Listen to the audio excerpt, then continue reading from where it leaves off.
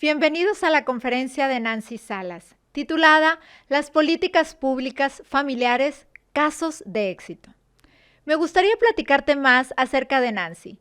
Ella es directora de Infamilia, el Instituto Municipal de la Familia de San Pedro Garza García en el estado de Nuevo León, en México, quienes han sido pioneros tanto en México como Latinoamérica en desarrollar una institución gubernamental de este tipo, cuya función es diseñar, proponer y evaluar las estrategias y las políticas públicas que tengan como fin fortalecer y desarrollar a la familia como elemento básico de la sociedad. Si quieres conocer más acerca de nuestra conferencista, puedes consultar su información y datos de contacto en la página de su perfil. Esperamos que disfruten de la participación de Nancy Salas. Hola, pues bueno, yo soy Nancy y ahorita actualmente, como ya vieron, soy la directora del Instituto Municipal de la Familia. Aquí estamos viendo, justo también aprovecho para comentarles que este año cumplimos 15 años de que el instituto haya sido hecho. Pero bueno, más que hablarles del instituto, hoy me encantaría platicarles acerca de qué es una política pública y qué casos de éxito tenemos. Mucho tiene que ver porque muchos se preguntarán el por qué hablar de política pública, qué es una política pública, por qué en el tema de familia y matrimonio.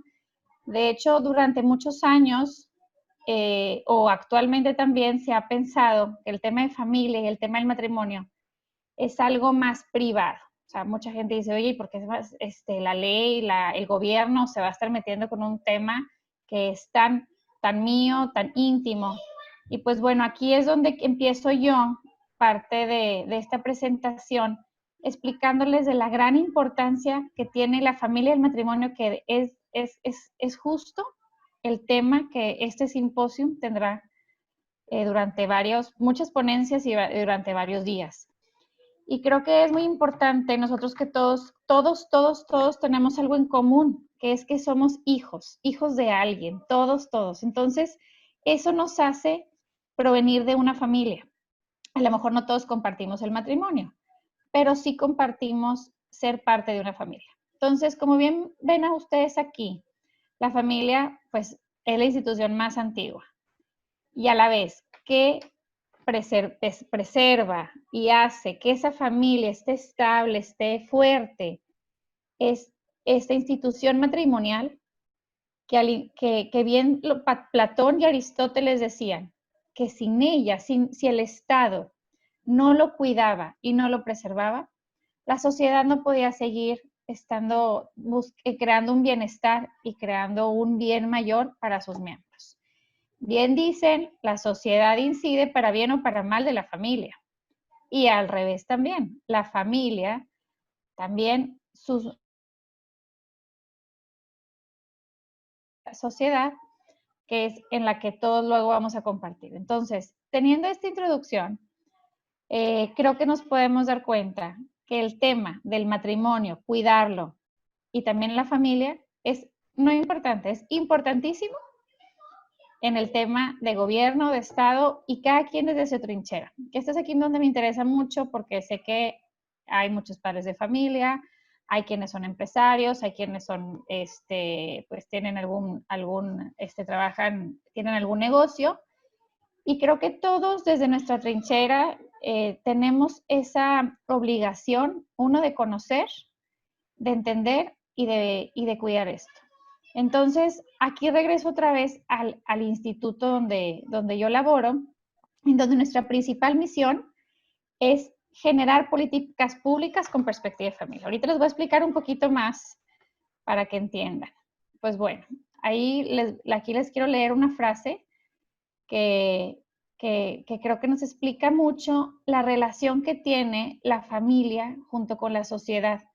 Como les decía, o sea, lo que pasa en la familia es de cierta manera lo que en algún momento voy a llegar a sacar afuera. O sea, yo quiero buenas personas se forman en la familia. Yo quiero evitar que haya menos adicciones, menos violencia, más seguridad, lo tengo que resolver desde la familia. Ahí es donde es un elemento clave. Entonces, ¿qué dice aquí la REA? Dice, la familia no es una realidad cerrada en sí misma, que existe al margen de lo que sucede en la cultura en la que está inmersa. Todo lo contrario, es una realidad que se afecta y se ve afectada por todo lo que sucede a su alrededor. O sea, definitivamente no somos islas, no vivimos solos, no vivimos en medio del Caribe, donde no pasa nada, sino lo que sucede en las familias de a mi alrededor, en la mía, con mis vecinos, tiene una implicación. O sea, sí, sí es algo que me confiere y que de cierta manera tenemos que todos poner o sea, hacer lo mejor posible para poder que donde las familias y las personas que yo forme sean las mejores personas de bien. Aquí también quería hacer una diferencia que creo que es bastante importante, que muchas veces se piensa que la política pública son leyes. Y bueno, ahorita vamos a ver la definición. Sí, sí pueden ser leyes, pero no necesariamente nada más estamos hablando de las leyes. Estamos hablando también de cómo resolver problemas públicos, o sea, de cómo hacer una solución a algo que nos puede llegar a afectar a todos. Aquí volviendo otra vez un poquito sobre la importancia de la familia, que a veces siento que no es un sentir, más bien es una realidad. Es que a lo largo de los años la institución familiar ha sido ya un poquito,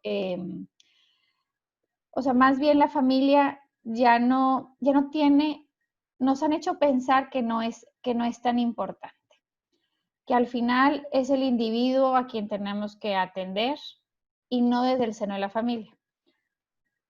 Todos conocemos a la organización, o sea, a la ONU, ¿verdad? Que es un órgano muy importante y de máxima reconocimiento a nivel mundial. Y desde 1954, la ONU reconoce y sigue reconociendo a la familia como el elemento básico de la sociedad. Es tal su importancia que veremos más adelante cómo la Organización Internacional del Trabajo, la UNICEF, ante los derechos de los niños, ante el derecho de también tener un buen ambiente de trabajo, y muchas organizaciones ven la importancia clave que juega la familia en el tema político, en el tema económico, en el tema social, en el tema de la violencia, como lo veíamos más adelante, en el tema de la seguridad, en el tema, luego veremos también el tema económico, como también tiene una gran implicación. Entonces, es aquí donde a todos nos sigue competiendo este gran tema. Y bueno, ¿qué es una política pública? Que les decía yo que lo estamos confundidos y que es una palabra, bueno, pues sí, al final sí algo técnica. Pero en palabras más, palabras menos, una política pública, como les decía, es resolver un problema público que de cierta manera me compete.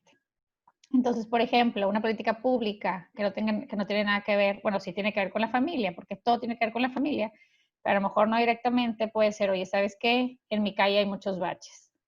Entonces, ¿qué hacemos? Pues vamos a generar un programa antibaches, ¿no? De que todos los años las calles las arreglen, por ejemplo. Oye, que no tengo luz mercurial, pues ahí también es un tema de generar un programa para que todas las colonias tengan luz afuera de sus casas y eso evite también la inseguridad, evite que haya gente, o sea, que haya lugares a lo mejor oscuros y que no se cometan, hablando, por ejemplo, en el tema de que implica en la familia abusos, alguna violencia. Entonces, es increíble cómo el tema de política pública puede estar inmerso en los temas de matrimonio y familia. Ahora, ya hablando de estos temas, ¿de qué manera una política pública se asemeja o me puede resolver un problema público? Lo pongo, un ejemplo muy claro, por ejemplo, es el tema del embarazo adolescente. Otro puede ser el tema de las adicciones. ¿Qué pasa? Que si yo quiero resolver el problema de fondo y no ponerle simplemente nada más una curita, porque pues obviamente hay muchos programas muy buenos también de los gobiernos en los que yo ya no quiero tener pues gente que se adicta al alcohol en las calles o que por ejemplo, pues que las niñas chiquitas ya no se estén embarazando, las adolescentes, y puedo tener muchos tipos de programas. Pero ¿qué pasa? Que cuando yo nomás veo un pequeño, ¿cómo le podemos llamar? Cuando yo veo solamente una parte de todo el sistema, pues nada más voy a ponerle, como les digo, es como si cuando se te ponche una llanta. Realmente, si tú quieres arreglar el verdadero problema, pues tienes que ir a comprar otra llanta, aunque te cueste más caro. Y a lo mejor, tal vez, te van a hacer cambiar las 4 llantas para poder nivelar el carro. Pero a la larga, tu carro va a poder andar sin problema durante muchos años. Pero si yo simplemente digo, híjole, no, ahorita mejor nada más la parcho, pues es muy probable que a lo mejor en unos meses o a lo mejor un poquito más, la llanta se te vuelva a ponchar.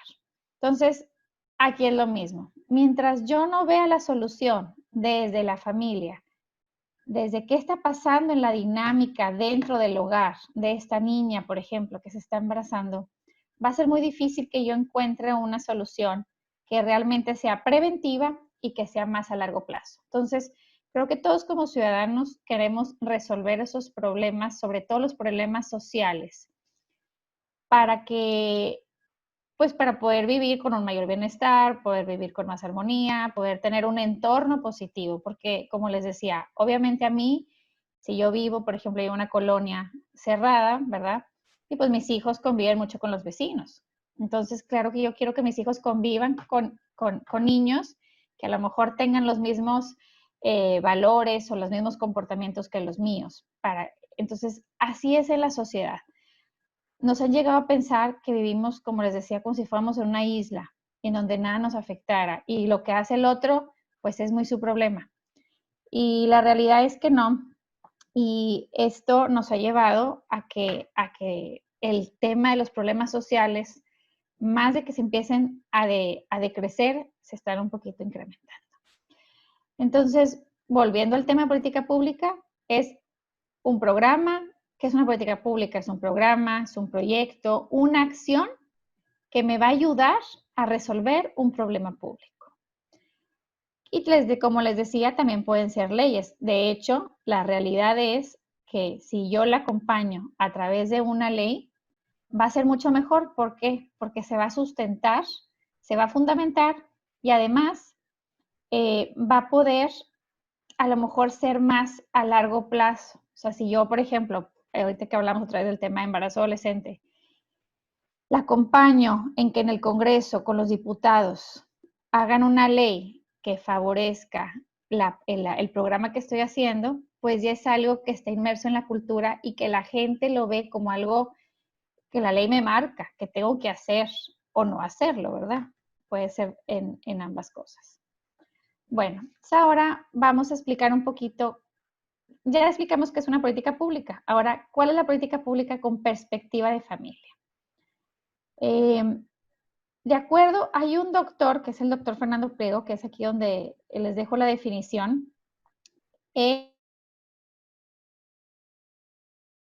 es un doctor de la UNAM y que ya conocía esta perspectiva de familia. La verdad es que ahorita veremos un poquito más adelante. En México se empieza a usar más al año 2000, al año 2005. ¿Qué pasa en el año 2000? Resulta ser que la mujer, que desde hace mucho ya había empezado a trabajar, sale más de casa. O sea, ya es más masivo el que haya más mamás fuera del hogar. Pero, ¿qué pasó? Que no nomás salió la mamá, el papá ya estaba fuera de la familia. Fuera me refiero a trabajando fuera. Entonces, lo que empezó a suceder es que empezamos a dejar a los hijos en casa solos. Tenemos el tema de los niños que les llaman los niños llave. Son esos niños que al no tener quien los recibiera en casa al llegar de la escuela, tenían que traer en su cadena una llave colgada. Y esa era la llave que era para abrir su casa, porque pues no había nadie que los fuera a recibir. Entonces, estos niños llave, así les empezaron a llamar, se empezaron a dar cuenta que era un gran problema social, un gran problema de que los niños andaban solos, los niños estaban cayendo en adicciones, también empezó a ver el efecto emocional, la deserción escolar, el embarazo adolescente, la falta de una figura paterna, la falta de una autoridad. Entonces, les estoy hablando que esto empezó a pasar mucho más hace 20 años. Y bueno, ahorita estamos viendo también el efecto de estos niños que a lo mejor ya son personas que están en las empresas, que eso también vamos a ver más adelante, y en donde el centro de trabajo muchas veces nos toca que nos dice, oye, es que ayúdame porque necesito que me des un programa de valores, un programa de puntualidad, un programa de acompañamiento, de buen compañerismo, de trabajo en equipo. Y pues obviamente nosotros o quien sea puede ir a dar ese tipo de cursos, pero realmente aquí estamos poniendo también una pequeña curita, porque el problema a resolver de fondo es que desde casa, o sea, ustedes como padres de familia, los que son padres de familia, los que son educadores, tengamos, o sea, conozcamos la gran responsabilidad que tenemos de formar buenos hábitos, buenas personas desde niños, desde casa. Entonces, porque, como les comentaba anteriormente, la dinámica de familia afecta y afecta en la cultura en la que vivimos y afecta en donde nos movemos. Entonces, es aquí donde ciertas personas, servidores públicos, empezaron a ver esta situación, como también las cárceles, decía Ana Teresa Aranda, ella fue la directora del DIF a nivel federal, ella aplicó mucho esta perspectiva de familia y leyendo muchos de sus artículos ella comentaba, es que tenemos cada vez las cárceles con más gente y si realmente, o sea, más que estar, obviamente, como les decía, pues podemos tener muchos programas de seguridad pública, pero para que realmente sea efectivo, vayamos a las familias, apoyemos a las familias, tengamos esta perspectiva de políticas públicas que no solo sea yo te mando al policía y el policía te va a agarrar al ratero fuera de tu casa, sino vamos a fondo y estudiemos qué está pasando en mi familia y démosle las herramientas, las capacidades y las condiciones como gobiernos para poder que esta mamá o este papá que tiene que dejar a los hijos solos en casa no tenga que decidir de, no tengo de otro, si quiero que mis hijos coman, tengo que, pues no me queda de otra más que entregarle la llave a los hijos, ¿verdad? Para que ellos solos se alimenten y, y puedan, o sea, y pueda ayudarles una mejor vida, ¿verdad? Que a veces pensamos que la mejor vida es, y bueno, y no, ahorita en esta situación que hay muchos despidos y todo, realmente sí necesitamos del trabajo. Pero es ahí cuando tú puedes, debes de, o sea, compensar que dices, híjole, ¿hasta dónde? ¿Verdad? Entonces, realmente la disyuntiva es muy complicada, es una situación muy difícil y creo que el que los países tengamos y quienes somos parte de esta función pública, este conocimiento de políticas con esta perspectiva de familia, que no se nos olvide que el hombre, el humano, está hecho y es un ser familiar y que es un ser que está en desarrollo y que necesita el trabajo para vivir y que también necesita obviamente de su familia y que todo es parte de un todo, es cuando creo que podemos empezar a cambiar un poquito la perspectiva. Bueno, ya hablé un poquito del reconocimiento, ¿no? Que las condiciones, como les comentaba. Entonces, aquí de manera rápida, ¿cómo se hace una política pública? Que es lo que les digo que nosotros en el instituto hacemos, es nuestro principal quehacer todos los días, ¿no? Entonces, si yo quiero resolver un problema, o sea, tal cual, quienes me escuchan que son psicólogos o doctores, pues primero tienes que investigar o sea, cuál es el mal, ¿no? Y además de saber cuál es el problema, necesitas irte más allá. Si tú vas a una cita del doctor, la primera pregunta que te hace es, ¿cuántos años tienes? ¿Cuánto mides? ¿Cuánto pesas? Si tu familia tiene antecedentes de alguna enfermedad dura, ¿verdad? O algún cáncer, una diabetes. Luego te dice, bueno, ¿y qué te duele? Entonces, pues no, pues me duele la cabeza o me duele el estómago o traigo un dolor por aquí. Entonces, acá es prácticamente lo mismo, pero en tema más de investigación.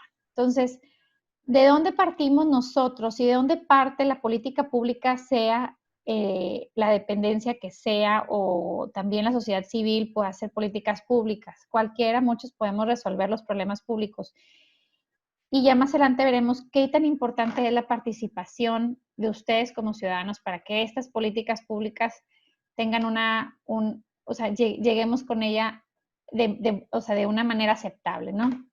Entonces, hacemos estudios desde el seno familiar. Estudiamos la dinámica familiar. Entonces, entendemos a la familia, dónde está mi familia, qué tipo de familia tengo, identifico el problema, o sea, porque yo ya tengo como mi radiografía. Yo te digo, ok, ya vi todo, cuánto pesas, cuánto mides, dónde viene tu casa, qué antecedentes tienes, identificamos el problema. Ahora, ya que identifica el problema, trato de buscar diferentes soluciones, ¿verdad? Que puedan ayudar a resolver. Muchas veces sabemos que un problema puede tener muchas soluciones. Pero cuando estamos hablando de problemas de familia, muchas veces tiene que ser de una manera transversal. ¿A qué me refiero? Que no nada más a lo mejor va a llegar y ser, ya sé cómo resolver el tema de que las niñas no se embaracen. Pero hay muchas circunstancias, entonces tenemos que también, como se dice, recibir mucho apoyo de muchos frentes, de muchas organizaciones, para poder que la solución realmente sea efectiva. La otra es, nosotros como instituto no implementamos, o sea, no llego yo y digo, ya voy a ir al centro de salud a darles clases de amor para que no se embaracen, o ya voy a ir con los papás a darles estos cursos. En algunos casos sí, pero la mayoría de los casos lo que hacemos nosotros es, les recomendamos, ya asesoramos a las dependencias y también les decía yo, a las organizaciones civiles, acompañadas muchas veces también del apoyo de la academia, de la investigación, en cómo van a implementar y qué tipo de programas tienen que implementar. Y algo súper importante que muchas veces se carece en la política pública es la evaluación. ¿A qué me refiero con evaluación? Y creo que esto es parte también de una cultura del mexicano, ¿no?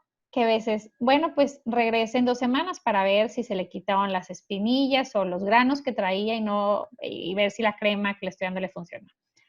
¿Qué pasa? Muchas veces nos quitan a lo mejor los granos que traíamos o el dolor que traíamos y no regresamos al doctor. Pues decimos, ya, ¿para qué le pago o para qué regreso si ya todo está resuelto? Pero pues a lo mejor la enfermedad no se resuelve al 100% como el doctor esperaba y sí es importante que nos vea. Aquí lo mismo, muchas veces, o sea, tenemos que hacer constantes evaluaciones para tener indicadores que nos digan qué tanto está funcionando, está siendo efectiva. Y la otra es para saber, pues, si vamos por el buen camino, ¿verdad? Si es por ahí o hay que a veces cambiar un poquito el rumbo. Entonces, espero que esté quedando claro. Volviendo al tema del estudio de la dinámica familiar, que yo les decía que es bien importante conocer, ahorita les voy a dar unos datos bien interesantes que creo que a todos nos puede abrir un poquito los ojos y conocer qué está pasando en las familias, cuáles son, como dicen, lo que más le duele a la familia, de qué podemos hacer desde mi trinchera, desde ser padre de familia, ser madre. Pero antes de eso, ¿se acuerdan que les había platicado de Fernando Pliego, que es el doctor Fernando Pliego? Él tiene un libro muy interesante que se llama, es el de, bienestar, pero él hace un estudio en 16 diferentes países, en 16 democracias, en donde después de mucha investigación y de muchos estudios en base a estos países, llega a la conclusión que no hay mayor bienestar, o sea, más bien hay mayor bienestar en donde las familias se componen de mamá y papá. Entonces, es muy interesante este estudio, de hecho lo pueden encontrar en internet, de doctor Fernando Pliego, si lo ponen, él lo presentó en el 2017 ante la Cámara de Diputados y la Cámara de Senadores allá en México, y obtienen estas investigaciones 4 hechos. Hechos, le llama hechos porque están basados en investigaciones científicas, que le llama que son 4 hechos sociales muy importantes. Entonces dice, la primera es, la familia es la institución sociocultural más importante de las sociedades democráticas. Él agarra diferentes estudios en donde en la mayoría de los países, en México tenemos uno de los más altos en América Latina, donde le hace las preguntas a las personas y le dice, oye, ¿cuál es la institución más importante para ti? Y en los 16 países sale la familia. Algunos un poquito menos, algunos a lo mejor tienen un 85%, pero oscila entre el 85, 80, 97%, que hablan que lo más importante, la institución más importante es la familia.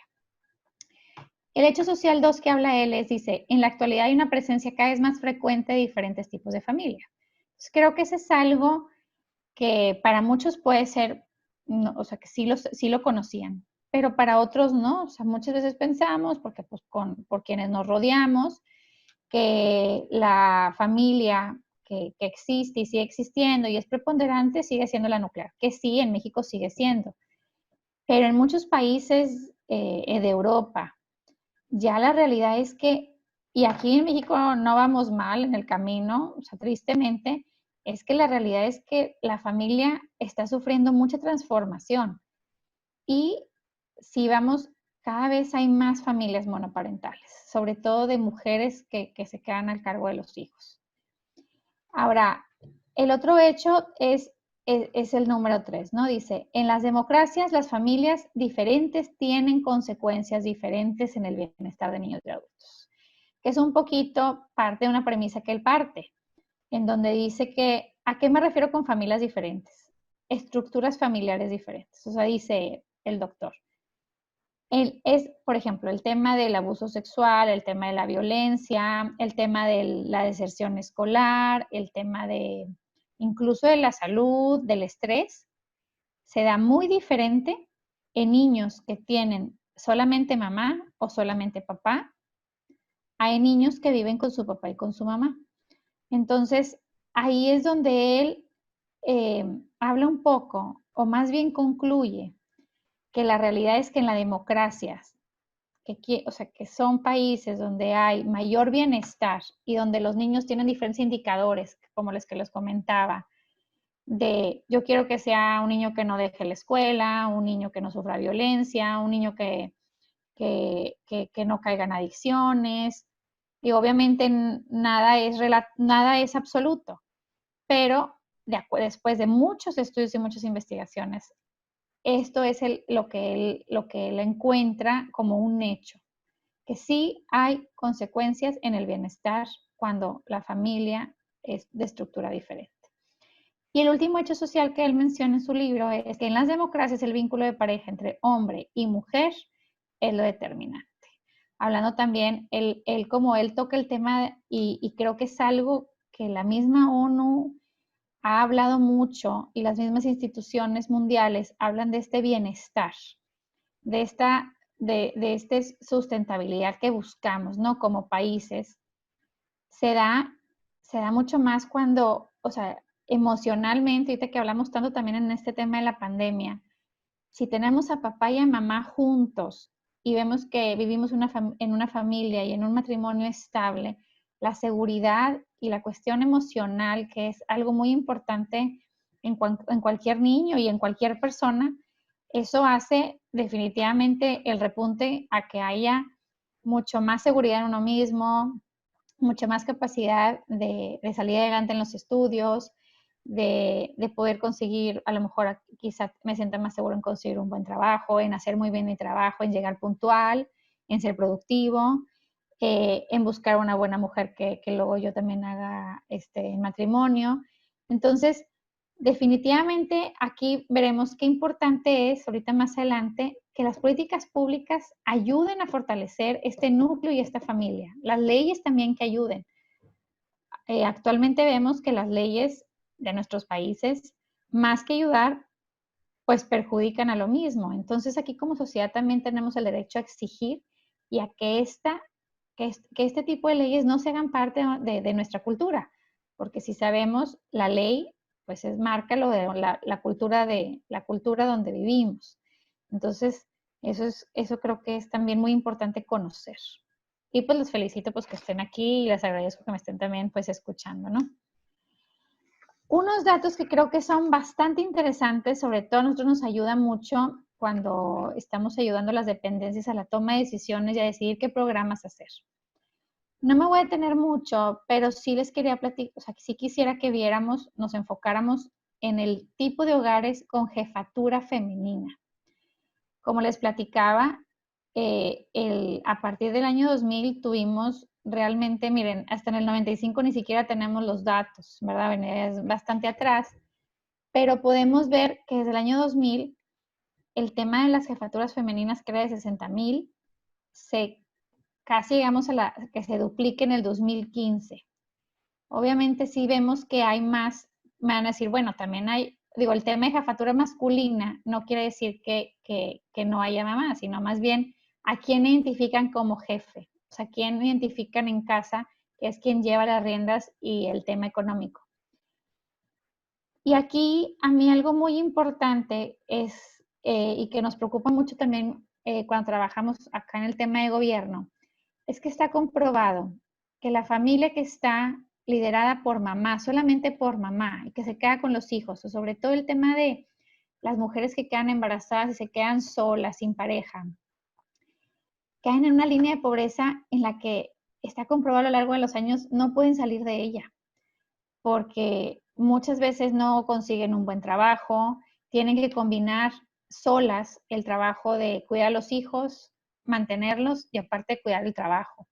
Entonces, el tema de poder seguir escalando en un trabajo y a lo mejor dedicarle más horas es sumamente difícil y pues obviamente esto es una problemática real que más que minimizarse se va escalando. Y aquí tenemos, como si se fijan, son muchas aristas, o sea, muchas aristas que te llevan a que una mamá quede sola, eh, sin contar el hecho de que también hay muchas mamás solas que se quedan de manera natural por la muerte del progenitor. Pero aquí es distinto, o sea, aquí estamos viendo que existen también estas madres de familia que también hay que ocuparse, pero las que realmente estamos hablando que quedan en una línea de pobreza son estas mamás que desde muy niñas quedan embarazadas y que, bueno, a lo largo también a veces no quedan embarazadas nomás de uno, sino a veces de más hijos. Y bueno, pues el problema que era a lo mejor uno se convierte a veces en más tipos de problemas, ¿no? Entonces es algo que vemos no solo en México, sino en otros países también muy preponderante, donde la línea tiende a subir mucho. La otra es, aquí nada más esta fuente, creo que es este tipo de hogares del 2017, el de tipo de hogares. Me hubiera gustado tener una comparación para que vieran, o sea, aquí por ejemplo podemos ver que el hogar nuclear, el que hablamos de mamá y papá, es del 73%. O sea, en el año 2000 se hablaba de un 80-81%. Y la realidad aquí y en muchos de los estados y municipios es que el hogar nuclear también tiende a decaer. El hogar ampliado quiere decir que es donde viven los abuelos también, que eso también cada vez se da más. Y el hogar compuesto es el que se compone por dos diferentes familias. Si se fijan también en la tabla de abajo, el hogar monoparental empieza a crecer muchísimo, o sea, un 18% sí llega a ser un porcentaje ya muy considerable y como les decía, empezamos a ver que este tipo de hogares empieza a crecer bastante. También tenemos que la cantidad de divorcios en México y en diferentes partes empieza a crecer, ¿verdad? Y que pues ahí es donde vemos que la estabilidad matrimonial y el núcleo, como hablábamos al inicio, pues empieza a desintegrarse. Aquí vemos un salto importante en el año 2000 y en el 2010 hacia la última cifra que tenemos del 2014, aquí en esta tabla específicamente.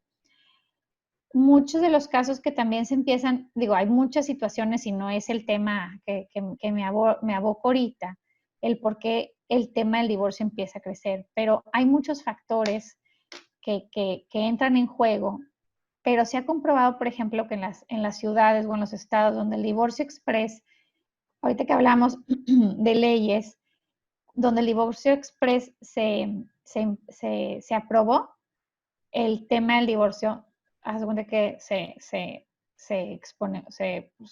disparó. Entonces es ahí donde yo les digo que hay leyes que marcan cultura, hacen vida y creo que es importante que estemos enterados que hay a veces pocas leyes que protejan a instituciones tan importantes. Otro dato también que creo que para quienes empleamos a personas y sobre todo a las madres de familia, y más ahorita con el tema que estamos viviendo de la pandemia. Creo que tenemos que ser muy empáticos en que en muchas circunstancias, que ahorita vamos a ver más adelante también, pero ahorita principalmente el tema de que las mujeres, la mayoría de las mujeres que trabajan son madres de familia. A veces se nos olvida o la misma sociedad nos ha hecho pensar que no toda la mujer tiene hijos, y es una realidad, ¿verdad? No todas las mujeres tienen hijos, pero no llegamos a saber que la mayoría de las mujeres que trabajan ya son madres y que como madres tienen una gran responsabilidad, igual que los padres de familia. Aquí no estoy quitando al papá, pero creo que a las mujeres nos toca ahorita sí lidiar un poquito más, y ahorita vamos a hablar de eso, de cómo balancear el tema de balance trabajo-familia, y cómo ahorita con el tema de la pandemia no solamente nos ha tocado el trabajo, sino también estamos inmersas en que también a veces tenemos que hacer educar a los hijos, darles las clases, atender la casa y atender el trabajo. Entonces creo que ese es un dato importante.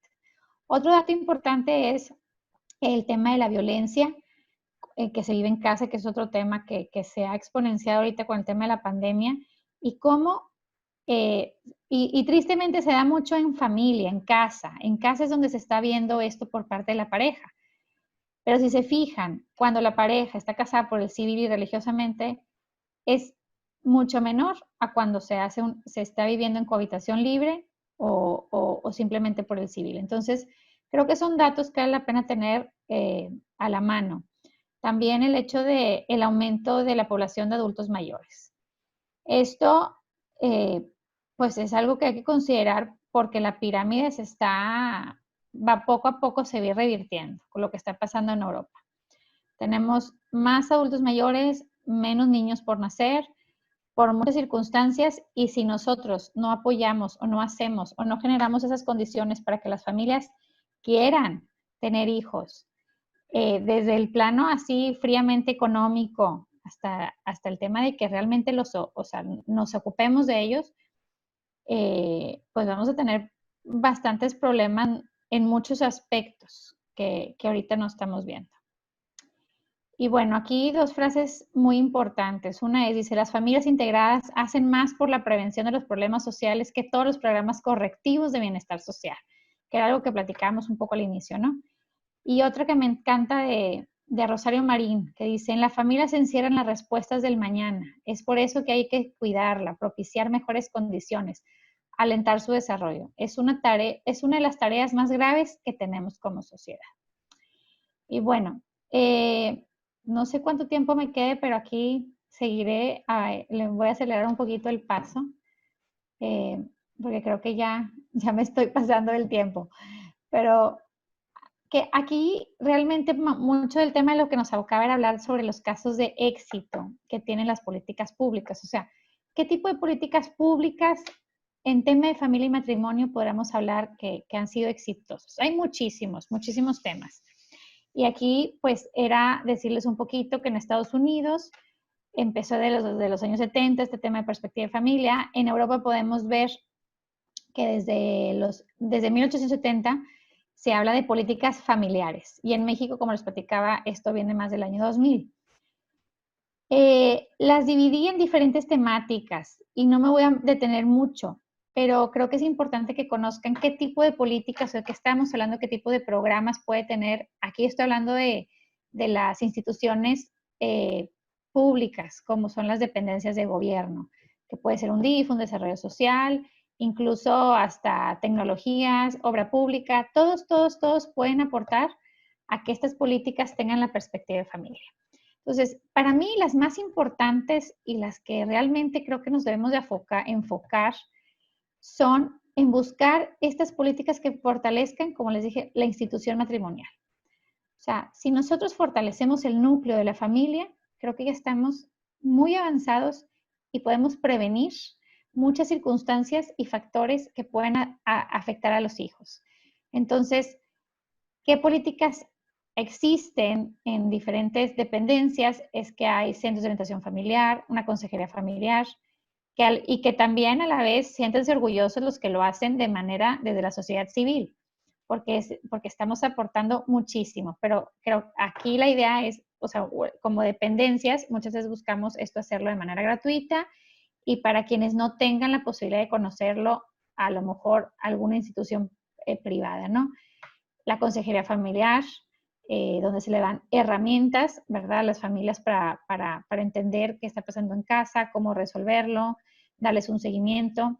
Los cursos prematrimoniales, hablamos mucho nada más de curso prematrimonial, a lo mejor cuando en lo religioso, y bueno, pues muchas veces hay quienes no llegan a lo religioso por alguna circunstancia y creo que el Estado es muy importante que ofrezca. Esto ya existe en Jalisco.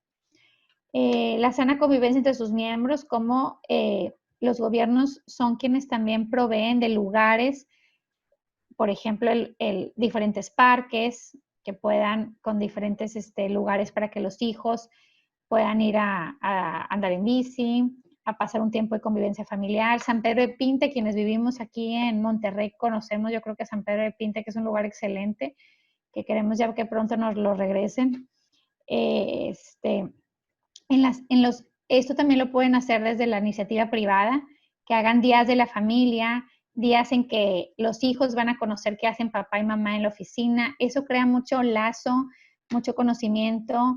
En los hijos se crean también se abren canales de comunicación de papá, qué padre lo que haces, oye papá, me encantaría hacer lo que tú haces, me gusta tu empresa, qué padre que ya veo por qué le tienes que ir todo el día de casa. Habilidades parentales, creo que ese es otro programa bien importante porque muchas veces a lo mejor tú estarás en alguna escuela o en alguna institución donde esto te lo ofrecen, pero en la mayoría de los casos y o sea, en la mayoría no existen estas herramientas que se le dan a papá y a mamá para conocer desde cómo tener un buen matrimonio, cómo tener bien a la familia, cómo hacerle ahora con el tema de la pandemia, cómo educar a los hijos, cómo ponerles límites, cómo abrir canales de comunicación y bueno, en mil temas que creo que todo el mundo ya conocemos que debemos de atender. A aquellos que, como les decía, ahorita que vimos ya un poquito el tema de las jefaturas femeninas, de las familias monoparentales, el apoyo a la madre embarazada, que realmente pues eso es el tema de las más indefensos también. Los centros intergeneracionales, esto es algo que existe mucho en Estados Unidos y que ahora yo aquí desde San Pedro se hizo hace algunos años, en donde son lugares donde conviven niños o jóvenes con adultos mayores. La intergeneracionalidad es algo muy importante en la familia, pero a veces ya por las distancias o por la falta de tiempo que se tenía, ya no se estaba conviviendo con el adulto mayor y es algo muy importante que se tiene que seguir dando. Y bueno, también algo que creo que es unas políticas que ahorita aquí en Nuevo León estamos muy abiertos y haciendo mucho y las empresas están con este hincapié y ahorita más con el tema de la pandemia, son las políticas que favorecen el balance entre trabajo y la familia. Hablábamos un poco de cómo la mamá es quien normalmente está barajeando este tema y hemos visto también que el papá, o sea, mamá y papá son un equipo. Entonces, como papá también debe tener esa oportunidad de ir a convivir con el hijo, de ir a atender sus necesidades, a lo mejor hacer una rica cena, una rica comida, ayudar con el recién nacido. Estas políticas ayudan muchísimo a eliminar el estrés, a mejorar la productividad y de manera de proyectos específicos, pues tenemos obviamente lo que es los centros de las guarderías, eso pues apoya mucho para que las mamás puedan, los padres de familia pueden salir tranquilos a trabajar. Las casas club que son las que ofrecen talleres o deporte por la tarde a los niños. Nosotros tenemos el Centro de Trabajo Familiarmente Responsable, que son capacitaciones para cualquier centro de trabajo, quien quiera ir adaptando ciertas políticas dentro de su empresa. Y también fomentamos mucho, hay un distintivo que se llama el distintivo familiarmente responsable, así como el de los distintivos de responsabilidad social. Este va enfocado a prácticas que favorezcan este balance. ¿Qué tipo de prácticas van a decir? Oye, pues, ¿qué pudiera hacer yo en mi empresa? Pues bueno, aquí nomás voy a decir muy poquitas, pero hay muchas tipos de prácticas que puedes hacer que no son costosas, y que puedes aplicarlas ya desde casa. Uno es los horarios flexibles, el teletrabajo, horarios comprimidos, los recesos que tenemos que darle el derecho a las mamás lactantes, el que las mamás con hijos pequeños tengan media jornada, la licencia por maternidad, por parentalidad. Hay muchísimas, el Día de la Familia dentro de tu empresa, el transporte público, para que sea a lo mejor, hay quienes ponen ya el transporte en camiones climatizados y no que agarren a lo mejor camiones cada cierto tiempo. O sea, hay muchas, muchas maneras que podemos apoyar a la familia y a quienes trabajan para nosotros. Aquí quería platicar un poquito del caso de Hungría. Hungría es un país que empezó a tener su tasa de natalidad y su desarrollo económico empezó a decaer hace unos 10 años y llegó un primer ministro que es el actual, el que decidió implementar en todo el país políticas con perspectiva de familia, teniendo indicadores de éxito increíbles en estos últimos años. Entonces, así como ejemplo, los principales son, dice, apoyo financiero a las familias, en donde le dan, o sea, apoyan a las familias que tengan más de 2 o 3 hijos y también cuando te vayas a casar, pero muy inteligente, dicen, en tu primer matrimonio. Entonces, es increíble cómo puede haber, ese tipo de apoyos, cómo pueden alentar y ayudar a muchas familias a realmente querer formar una familia y tener hijos. Aquí, por ejemplo, vemos que el indicador es de un 3.2 de crecimiento en el tema de la natalidad. A las madres trabajadoras. Aquí pongo el vital ejemplo de que un buen programa, si va acompañado de la ley, o por ejemplo aquí del código laboral, y por ejemplo en este caso, que le acompañan con un apoyo, o sea, con una, ¿cómo se llama? Ahí se me olvidó el término, pero cuando van acompañadas o sea, de apoyo fiscal, de ayuda económica de parte del gobierno, pues las empresas también se sienten motivadas. Entonces, aquí el Código Laboral dice, obliga a los empleadores a mantener la contratación a media jornada hasta que el niño cumpla 3 años o hasta los 5 si se trata de familias numerosas. O sea, quiere decir que tú, si eres madre de familia de hijos menores de 5 años, tú estás obligado, o sea, yo nomás estaría obligada a ir medio tiempo. Entonces, creo que eso baja muchísimo el nivel de estrés en una mamá o en un padre de familia. Te siguen pagando tu sueldo completo y además sí, no tienes que lidiar emocionalmente con el tema de a qué hora voy por el niño, a qué hora lo voy a atender, está chiquito, no me deja trabajar, tengo que trabajar en la noche. Entonces, creo que es una gran medida y aquí vemos también cómo la tasa de empleo femenil, él dice que es la más alta en su historia, con un 55%. La vivienda, como decía, el que se quiere casar, casa quiere, ¿no? O algo por ahí va el dicho. Pero el tema de la vivienda, que es algo también, es un derecho y es algo que todos necesitamos para vivir bien, dormir bien, comer, atender a la familia, también se le ofrece un subsidio a las familias jóvenes, por ejemplo. Otro es que aquí dice la pobreza y protección a la infancia, de también beneficios fiscales para apoyar a las madres en el tema de las guarderías, a comprar sus libros para el colegio, programas, el tema de las vacaciones. O sea, creo que son medidas en que toda la familia le apoyan y son, como decíamos, condiciones que me llevan a mí a que, oye, pues como dicen, házmela más fácil, ¿verdad? Entonces, creo que hay muchas maneras y pues vemos aquí, les digo, el caso de Hungría. Y bueno, aquí de manera más rápida, dice que todo esto pues va acompañado con toda una política de comunicación, que popularizando, como dicen, el pensamiento a favor de la familia, del beneficio, sobre todo económico y el derrame económico que se tiene al momento en que ellos apoyan a la familia a que tenga una carga menos, a que se sienta con menor estrés, a que sepa que la mamá puede trabajar independientemente que tenga los hijos. Y aquí también, por ejemplo, vemos la importancia de la promoción, como les decía yo, de la intergeneracionalidad, porque ahí vemos el hecho de cómo cuidamos también a nuestro adulto mayor y, bueno, las empresas familiarmente responsables. Y ya para terminar, pues bueno, ya son unas, más que recomendaciones, son pues sí, algunas consideraciones, ¿no? En caso de que alguien trabaje también en gobierno, que nos esté escuchando, alguien que trabaje en sociedad civil, ¿qué importancia tienen estas políticas? Como decíamos, es bien importante que tenga una buena investigación y que estén en constante evaluación.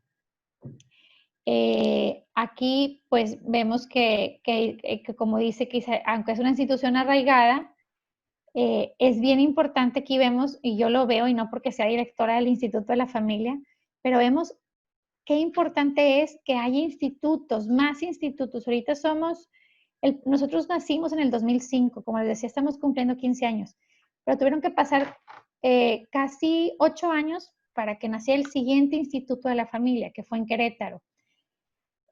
También tenemos el de Durango, que tiene pocos años, y un instituto privado en México.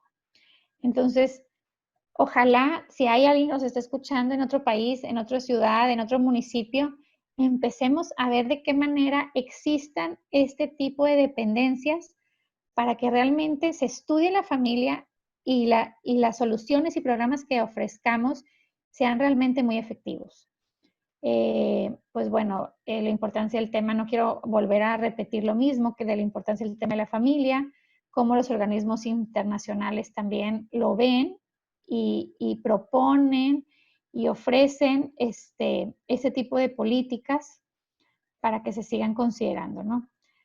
Hemos visto que la familia, pues debe ser también, ahorita ya es algo que yo los invito mucho actualmente, es ahorita que estamos con el tema, seguimos con el tema de la pandemia, a que seamos flexibles y que nosotros también nos llenemos de herramientas para que ayudemos a nosotros mismos y a nuestros hijos a afrontar esta crisis y aprovechemos lo que también estos institutos y esta sociedad, este tipo de organizaciones nos ofrecen.